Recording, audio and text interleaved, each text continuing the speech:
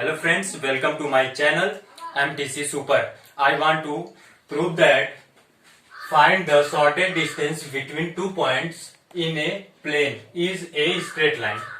2 points के बीच में हमें क्या फाइंड करना है? Shortest distance. कौन सा प्लेन होगा? Plane is a straight line. Straight line का प्लेन है, वहां पर हमें फाइंड करना क्या? Shortest distance. तो सबसे पहले हम क्या सपोज करेंगे? Let us suppose that proof. इससे रिलेटेड बहुत से क्वेश्चन एग्जाम्स में पूछे जाते हैं, इसीलिए हमने सोचा कि इस पर एक वीडियोस अपलोड कर दें, क्योंकि पढ़ने के लिए आसानी रहेगी आप लोगों को. तो चलिए, ये स्ट्रेट लाइन का जो इक्वेशन है इसको हम प्रूव करते हैं शॉर्टेज डिस्टेंस का. तो सबसे पहले क्या करेंगे? यहाँ पर late us suppose that 2 points x1 y1 and x2 y2 be the two given points, and let us suppose that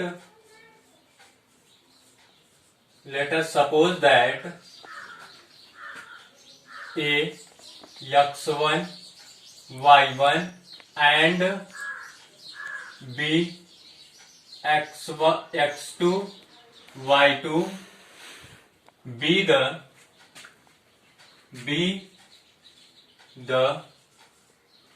two given points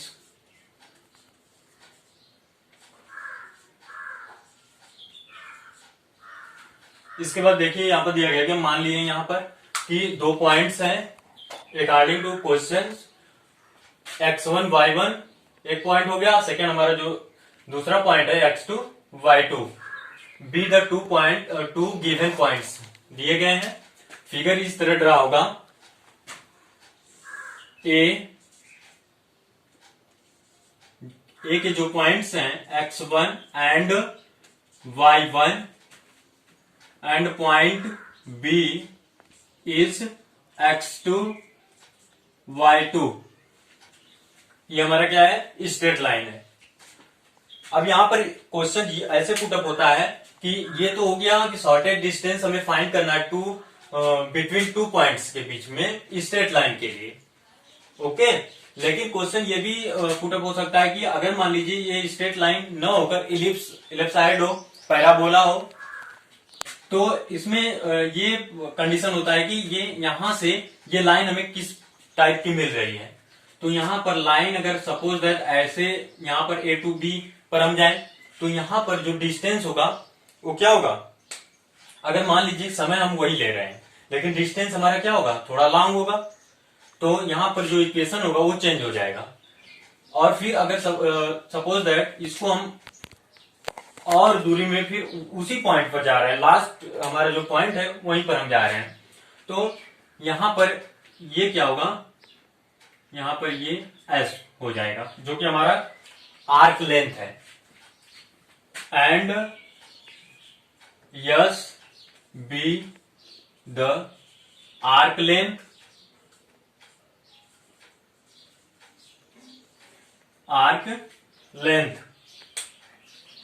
given along the curve के along हमारा यस क्या है? ये आर्क लेंथ है. Then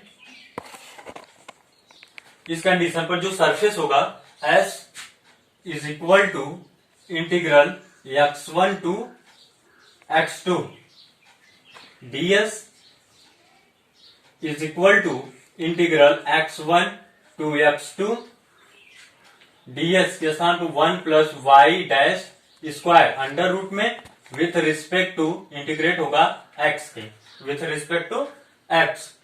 next let us suppose that कि जो यहां पर पॉइंट S है, नाउ यस बी द, अगर यहां पर क्या हो, जो यस है वो क्या हो? मिनिमम हो. तो if it is satisfy the Euler's equation, तो उस कंडीशन पर जो एस होगा वो हमारा क्या होगा, बहुत कम होगा, मिनिमम. किस कंडीशन पर मिनिमम होगा? इफ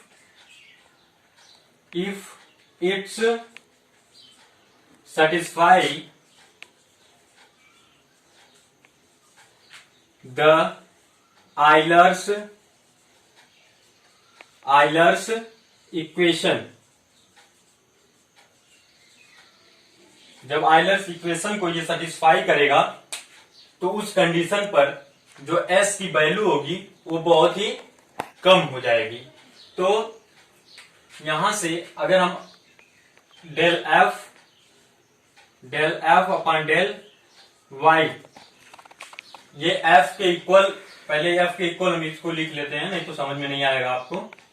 तो यहां पर पहले f is equal to F x y and y dash is equal to 1 plus Y dash का स्क्वायर अंडर रूट में। तो यहां से del F upon del y, इसको हम क्या करेंगे? डिफ्रेंशिएट करेंगे विथ रिस्पेक्ट टू वाई। तो यहां से हमें मिलेगा 0, ये कांस्टेंट वैल्यू हो जाएगी, और यहां पर 0 मिलेगा। And del F upon del Y dash differentiating above equation with respect to Y dash.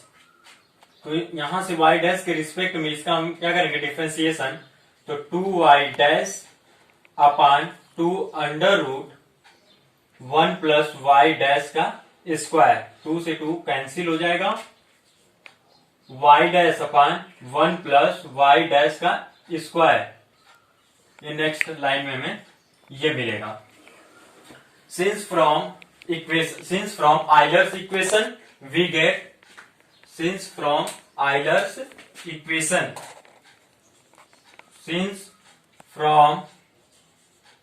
Euler's equation we get,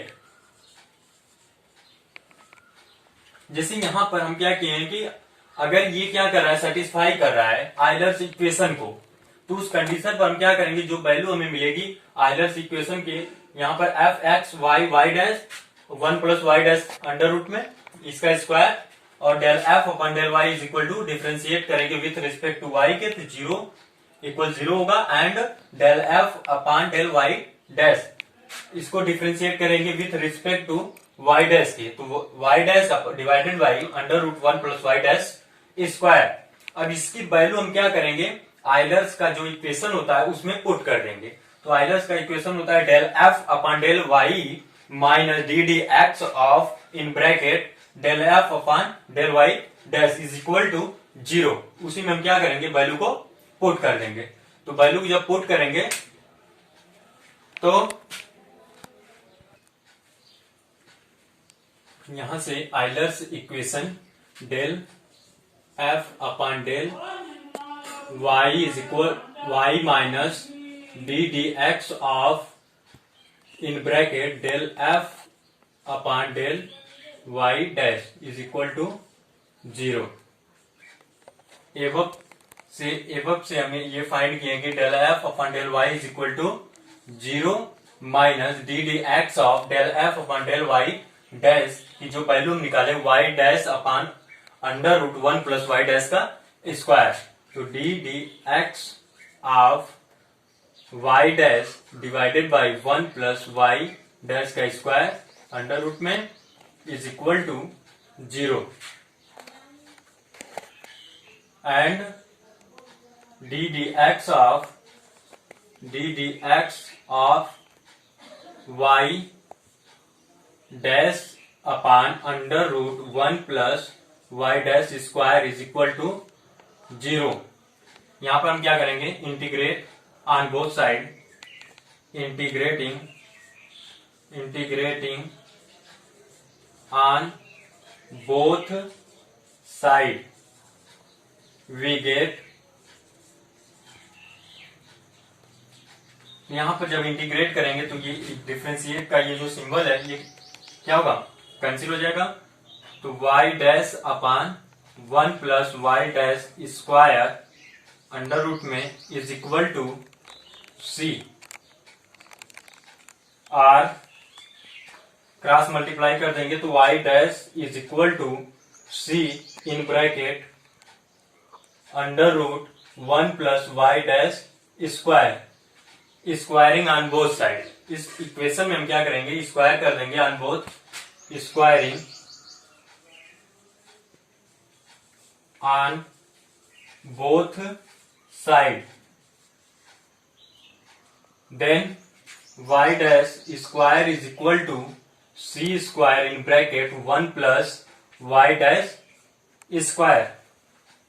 यहां से हम क्या करेंगे, मल्टीप्लाई कर देंगे y dash square minus C square Y dash square is equal to C square.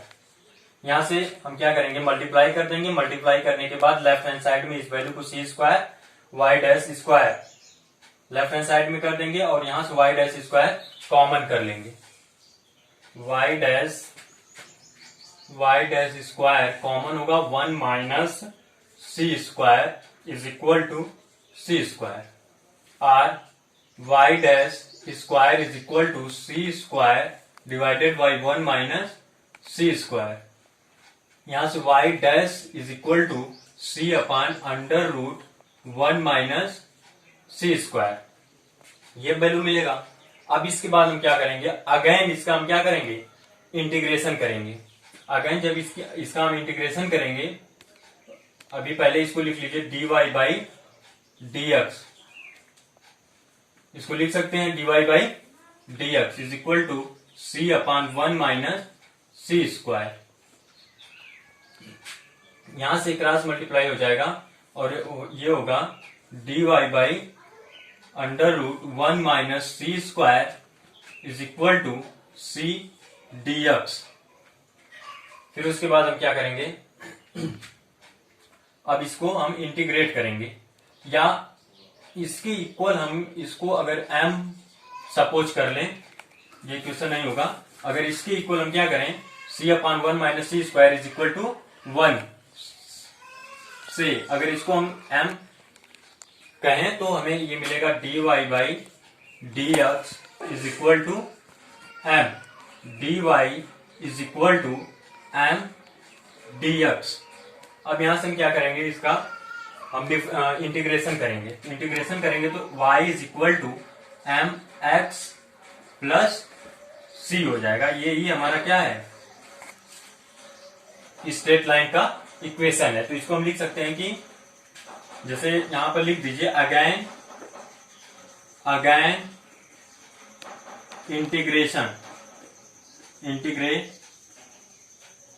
Integrating which is the